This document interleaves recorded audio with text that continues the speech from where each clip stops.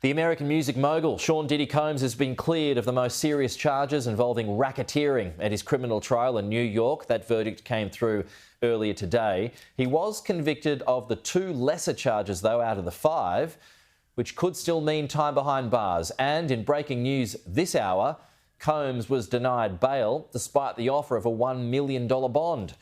Joining us live now is former US federal prosecutor Jim Trusty. Jim, it's good to have you with us this morning. So, a bit to discuss. There are a few breaking developments and we're watching a live stream of outside the courthouse at the moment where we're waiting for some commentary from both sides of the legal argument.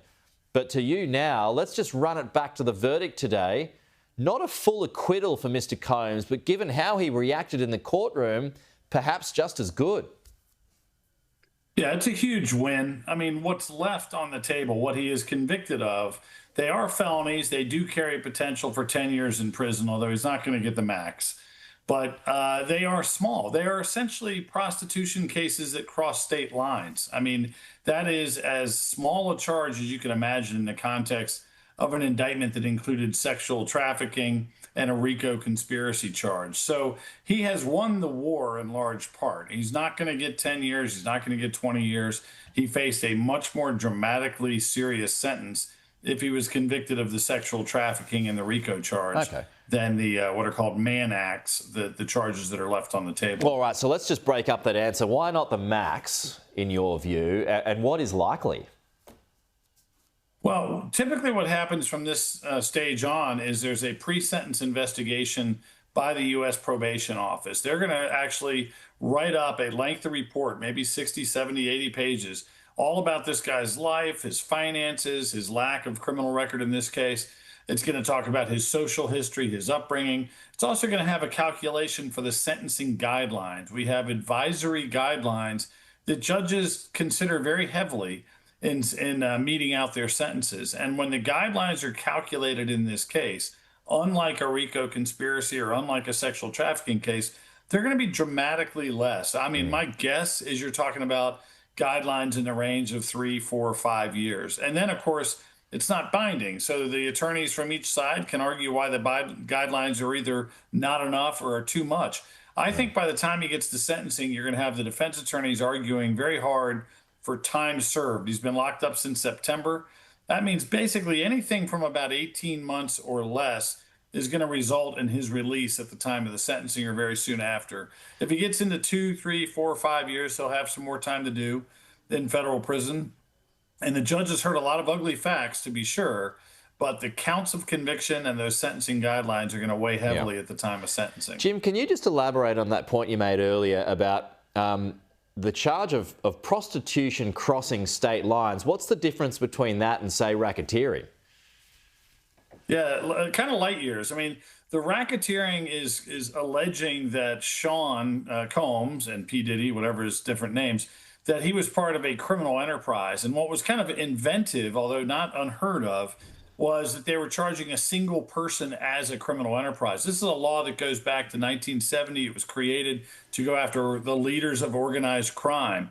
And essentially what you're doing with RICO is you're telling the story of multiple predicate acts, a whole bunch of different crimes committed on behalf of this criminal enterprise, this ongoing thing. And it's just counterintuitive for a jury to hear there's only one person in that thing, that there's a one person and his businesses forming the criminal enterprise. So the story of a RICO conspiracy is much more like you expect when you talk about either gang prosecutions or mafia prosecutions. The story of a simple count of the Mann Act, which is this old and kind of controversial statute dealing with prostitution crossing state lines, is much narrower. It's going to shrink the universe of what he's being punished for and what he even faces in terms of forfeiture. So if we get back to being cleared of those more serious charges, I mean, in layman's terms, if you can explain, was the point made to great success that, you know, the victims here cross these lines, cross these state lines willingly, that they weren't coerced, that they went there on their own volition, if you like? Yeah, I mean, that's the heart of the fight here was essentially, you know, how much did these victims agree to the conduct they were involved in? I think everybody that paid attention to the trial kind of felt diminished by the end of the trial. There was so much filth and so much kind of moral decay. But at the end of the day, the charges for prostitution don't require coercion or duress or anything like that, nothing forcible.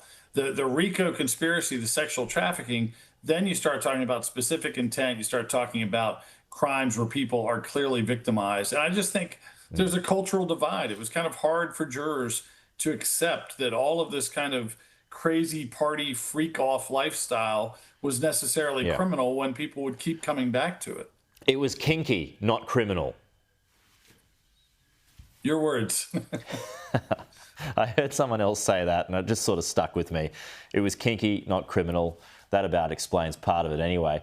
Just a final point. If you're saying, and we're talking about the lesser charges that he was convicted of today, why wouldn't he have been given bail then?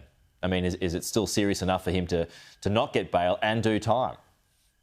Yeah, that to me is kind of the biggest mystery of the day. And I'll tell you why, and specifically, lots of times federal cases, no matter what you're convicted of, you take a hit. You know, it's kind of like Al Capone got convicted of tax offenses when they really wanted to get him for murder, and he still did time.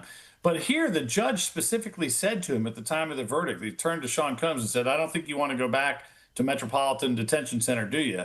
And Sean Combs said, "I sure don't." You know, he kind of nodded along like, "I don't want to go back." I thought at that point that was a tell. This judge was absolutely going to let him out. Instead, it's kind of sadistic, right? You like tell the guy, "I know you don't want to go back there. I'll see you in a few hours," and then he sends him right back.